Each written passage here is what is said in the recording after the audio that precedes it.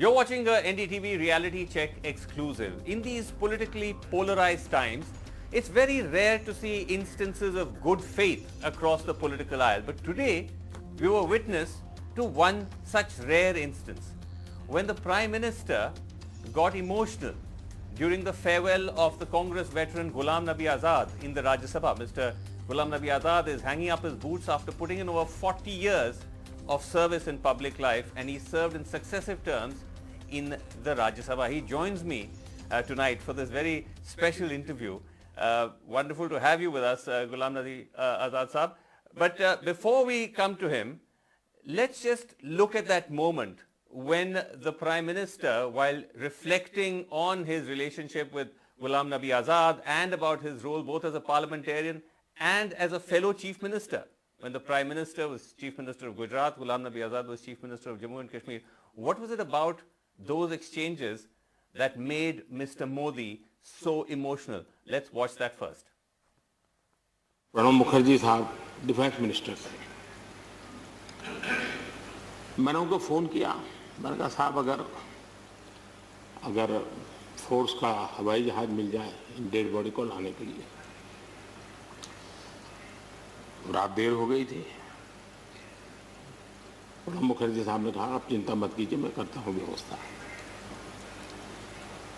लेकिन रात में फिर गुलाम नबी जी का फोन आया. वे एयरपोर्ट थे.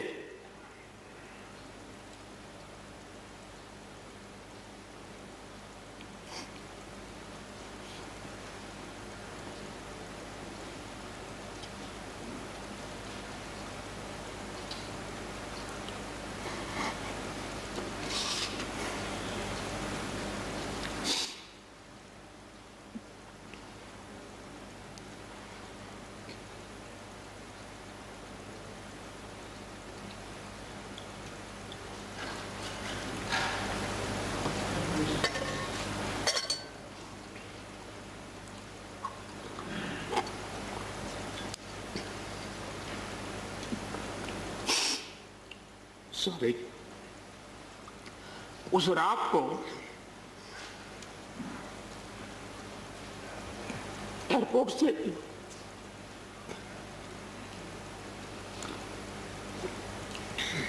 उन्होंने मुझे फोन किया और जैसे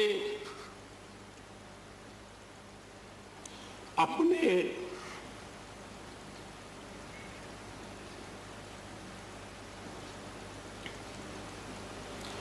परिवार के सदस्य की चिंता करें,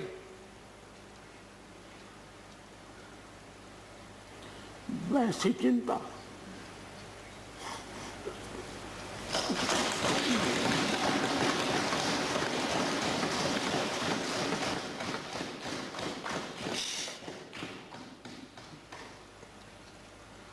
पद, सत्ता जीवन में आती रहती है, लेकिन उसे कैसे पचाना,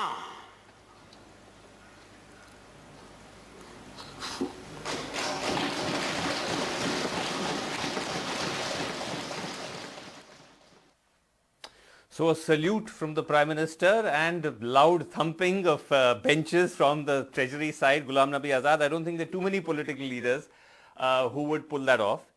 But were you surprised at that extent of the emotional display by the Prime Minister? Well, I think I was surprised. First, I was surprised the chairman of the Rajya Sabha was also the Vice President of India, Venkaiah Naidu. The words he expressed in his speech were extraordinary and much beyond my expectation. So I was surprised then, first. And the second speaker was the Chief Minister, the Prime Minister of India, whom I had known much before, even when both of us were Chief Minister, when we were General Secretaries both in Vajpayee's time. Right. He was also General Secretary, I was the General Secretary, and that was the time when you used to meet quite often, and sometime in discussion, where we were sitting on opposite sides, speaking against each other, not as a person, but against the policies of the parties and all that. So, but I expected that our relations, when you gave farewell to somebody, you don't talk very hard words. You talk, you recall your old relation. That's true. But this kind of emotional response, that too from the Prime Minister. But the emotional thing came into being because of a particular incident. Acha. When I was the Chief Minister in 2006 and he was the Chief Minister of Gujarat, most unfortunate thing happened. Just half a kilometer from my official residence in Srinagar, a tourist bus from Gujarat, in which almost 40 Gujaratis, men, women and children were there, was attacked by the militants, by a grenade. And about a dozen people died and another dozen, 2 dozen were injured seriously. So that was the occasion when I was weeping bitterly from the site, and I telephoned 2 people. I telephoned the Prime Minister of India, informing him, and I informed the Chief Minister of Gujarat because they were from Gujarat. Right. So I think that was the time when he was very much moved that here is a person from Jammu Kashmir and the people, those who are dead or injured are from Gujarat, and he's weeping so bitterly. Right. But then after 3-4 hours, he talked to the Defense Minister. I spoke to the Prime Minister that I want 2 Mi-8 aircrafts to transport them, because in between we were talking, Chief Minister and myself, how to transport them and when they have to be transported and how they have to be transported. But the second phase of when I broke down again, that was while I went to see of these bodies and see of these injured tourists and their family members. When I reached the airport, there were hundreds of media persons, both electronic and print media, because this was something which had happened. Nobody had expected that this would happen. So when I went there, so every Gujarati, just they hugged me, somebody taking my leg, the children my leg, saying, Papa ko bulao, Papa ko bulao, Papa. So I broke down. I broke down. And then that was telecast national level, but it was more telecast for days together in Gujarat, because it was Gujarat later. Of course. So the Chief Minister that he was time, watching, he was watching all naturally, he's a chief, he was watching. And when later on, after some time, maybe after a few months, then we met again in some Chief Minister conference. So he hugged me. Right. So he hugged me. He didn't mention, he may not remember that. Yes.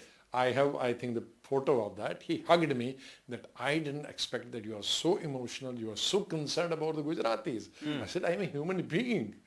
Because I felt so bad that these people are contributing in the growth and development of my state. Yes. And see, I am ashamed that the people of my state, whether they were militants from this side or that side, They attacked them. They attacked them and killed them. Yes. Now, I'm surprised. I can't tell any Gujarati to come to Kashmir as a tourist. I cannot go outside and tell the people to come to Kashmir to help us, to come as a tourist. So I think that was, he was narrating that, right. But he could not narrate fully. In between, he just he was kept so breaking down. He was so emotional. Yeah. He was recalling that particular incident, and it was. And while I speaking, when I recalled it, I also today. Even now, one can sense the emotion is just there under the surface. I can still recall the cry these children were making. Of the family and making. हमारा बाप पिता दे दो, हमारा daddy दे दो, CM साहब. मैंने कहा मैं कहाँ से लाऊंगा तुम्हारा डैडी बेटे? Right. So that was Anybody can give Anybody would respond like that. But tell me, Ghulam Nabi Azad Sahab, because you say that it was largely that incident, but when the Prime Minister was talking about you, it seemed to be beyond that. He seemed to have genuinely managed to cultivate a regard for you. There's a reason that. As a parliamentarian, even though you're in the opposition. There's a reason for that. Because though I came at very young age to the central politics, at very young age of 32 or 32 or 33, I became minister with Indira Gandhi. To become minister with Indira Gandhi at the age of 32 is not a joke. Is not a joke. And till her death for three and a half, I was minister with her. So it is her training. I have said that. When I was first initially MOS Parliamentary Affairs Minister during Rajiv Gandhi's time, looking after the Lok Sabha. Later on, I was full 5 years Parliamentary Affairs, running a minority government during Narasimha Rao's time. Of course, I had Civil Aviation and Tourism Ministry also, besides Parliamentary Affairs Ministry. Of course. But my leader opposition was Atal Bihari Vajpayee. Right. But when the Congress and BJP or opposition would fight, yes, I would take the side of the opposition. Right. This is what I have been telling the present, parliamentary affairs ministers. When the fight is between BJP MPs and Congress MPs, yes, you be neutral. Right. You don't fight on it. And this is my own terminology which I have introduced myself and which I have said few dozen times on the floor of the House during 91 to 96, that the Parliamentary Affairs Minister represents the opposition in the government. Right. There are 80 ministers, 70, 80 ministers. Interesting. That you shouldn't be seen as only taking the side of the treasury benches, even though you may be a minister in the government. Because your job is to coordinate between opposition and the government. So that if the Parliamentary Affairs Minister also becomes the government minister, then it's a breakdown. Then it's a breakdown. But you're saying that's what has led to that Prime Minister's regard for you. And that I did as LOP also for 6.5 years. Right. So LOP, I was hitting them all the time. Right. I didn't spare them even once. But within the boundaries with the argument. But not this that you don't look nice, you are ugly, your head is swollen or... No, nothing personal. Nothing personal. But tell me, do you feel that tehzeeb and that civility with which you conducted yourself, did you feel that was reciprocated? And Urdu also teaches us. And Urdu also teaches us that. The tehzeeb. It does. But do you feel that was reciprocated though? While it was gracious of the Prime Minister to acknowledge your own conduct, the Congress has taken this view that the way in which this government has run the Parliament and even the Prime Minister himself has not been respectful of those protocols. But I must tell you, I think it is a mutual respect. I have tried my best to my ability to corner the government also, but at the same time to organize the entire opposition.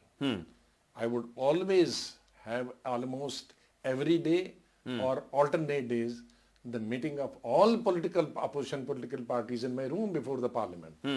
And used to have a joint strategy how to face the opposition. No, you may have done that. But did the government, the Prime Minister, respect the dharma of Parliament? Because as I said, the Congress itself has pointed out several times that the dharma was not respected. That bills have been railroaded, legislative processes not followed. But that was most unfortunate thing which had happened on a number of occasions, and for that we had to hit them. We had to agitate outside the Parliament. We had to sit on dharna.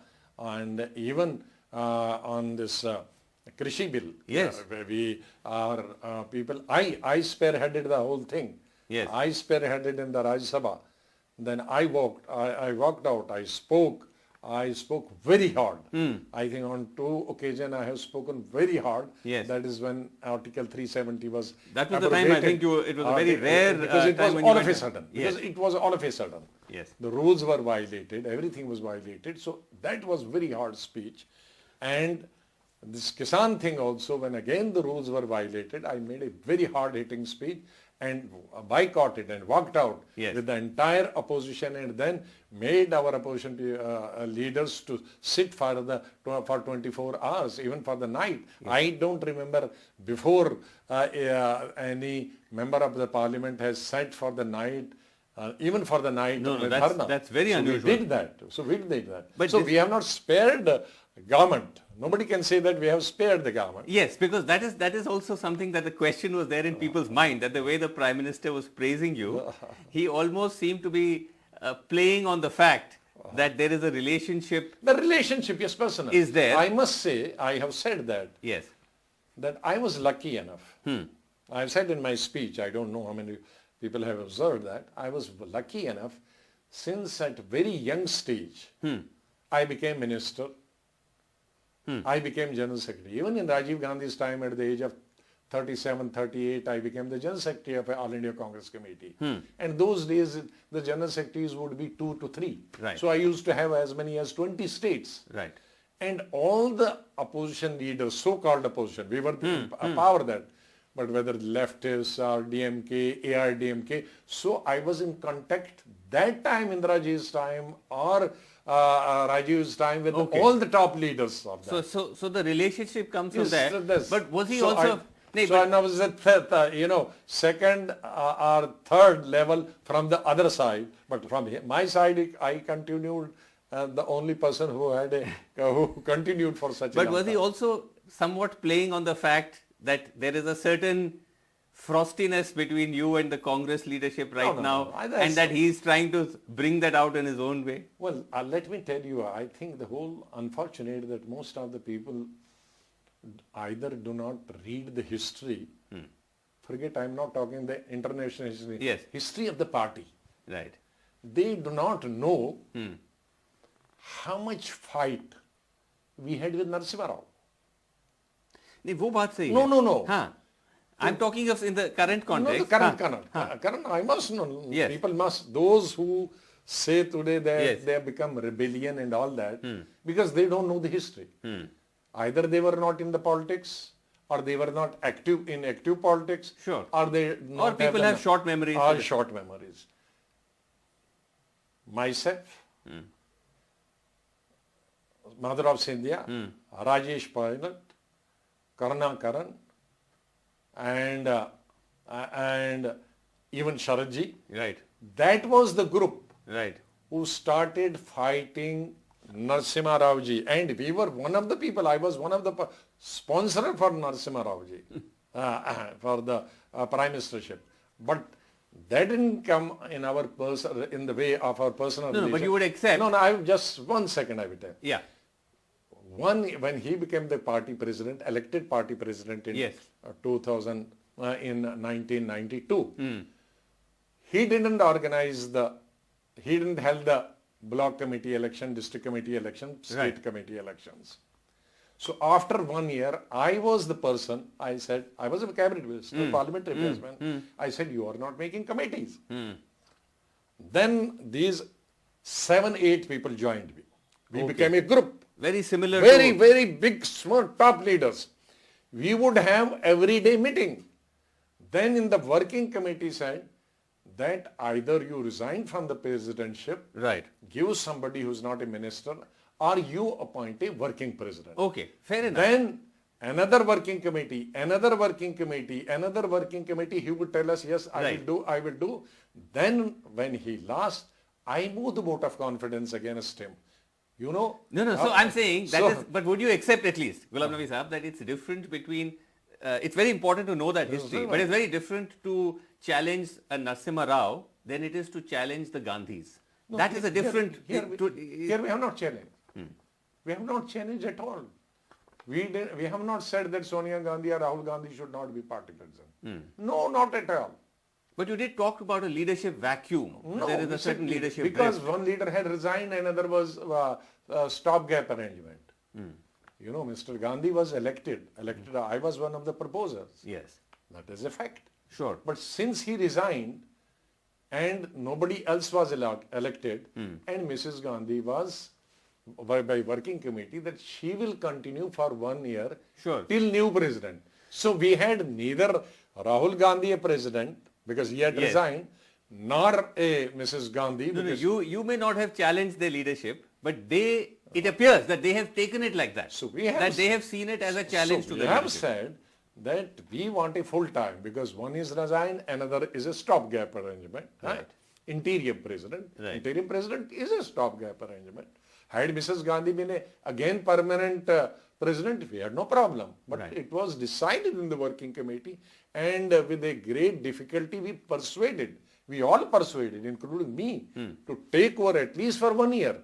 So that was our common choice. So the question So why was, have they taken it amiss though? That the appears question that this is, yeah. the Mrs. Gandhi's term was going to over within a fortnight that time. When we wrote this letter, that now we want a full time and we should have election because the party's condition is so bad, which warrants us to have a full time president, which warrants us to have election committee, elected working committee, PCC, the state election committee, district committee. Will that happen now? Because it No, doesn't so- appear to be. So, no, we had again meeting. Yes. It has When been all of you- decided. Right. It has been decided that election will take place. As a matter of fact, Mr. Rahul Gandhi and Mrs. Sonia Gandhi themselves, both when we raised this issue, when working committee, this working committee meeting took place, Mrs. Gandhi and Rahul Gandhi, it took place in the month of December. Rahul Gandhi and Mrs. Gandhi said, we have in January. So then we suggested, Right. Chidambaram moved this proposal and I seconded that proposal that no, we must not have immediately. We must not have immediately. Let us do Let it us wait. because of COVID. So even if Rahul Gandhi returns, you won't have a problem with that? I have said in press conference that we want an elected president. Whosoever is elected, Even if it's Rahul Gandhi? even if anybody who's elected.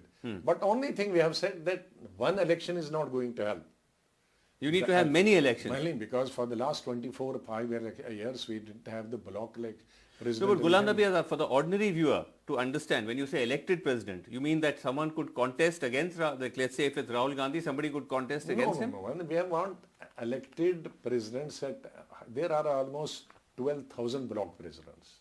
No, I'm talking of the party, national party no, president. it starts from the war. Right, Unless so if follow that process even of if the election. party president is elected, it will not change anything. Okay, so let me ask even you- if the national president is Ghulam Nabi, nothing will change. Right. Unless we have The these elections down the line. 12,000 in each block, unless we have district elected, unless we have state president elected. Okay, let me ask you the last question then as you come to the end of your innings in this round of Rajya Sabha. You don't feel as you exit that there is a certain tension between the Gandhis and you as a result not of at all this? Not at all. No? No, not at all. You're not persona non grata No, or anything? no. Mrs. Gandhi's letter is such a wonderful letter, and our personal letter, relationship has been, I think, right from Indiraji's time, and that continues. So that means could you even return to the Rajya Sabha? Because one of the reasons why your term has ended is because, as we know, there is no assembly in Jammu and Kashmir where you get elected. There's no reason, why I am not in Rajya Sabha, because there are no legislatures in Jammu and Kashmir. So suppose the legislature was to return and suppose the Congress has the numbers, could we see you returning Well, sure, to the why upper not? house? Why not? Why not? You can come back. No, because I campaign there. Yes. And you're still active in politics. Still active. I'm very much involved in that. And it's not only question I am not in MP, Right. but I have to now campaign in these 5 elections across the country, which I have been campaigning for the last 43, 44 years. Well, I have been campaigning across the country for each election, parliament, assembly. Right. Unfortunately, this Bihar election, I had a COVID, so I could not, I had to give a miss to Bihar elections. But And otherwise, I you repent. will be out there. I will Okay. be out in elections. Well, it's so been I am a part and parcel of the Congress party. Absolutely. And so Inseparable. it's been a fascinating journey, but as you said, the journey may still not be over yet, and it continues.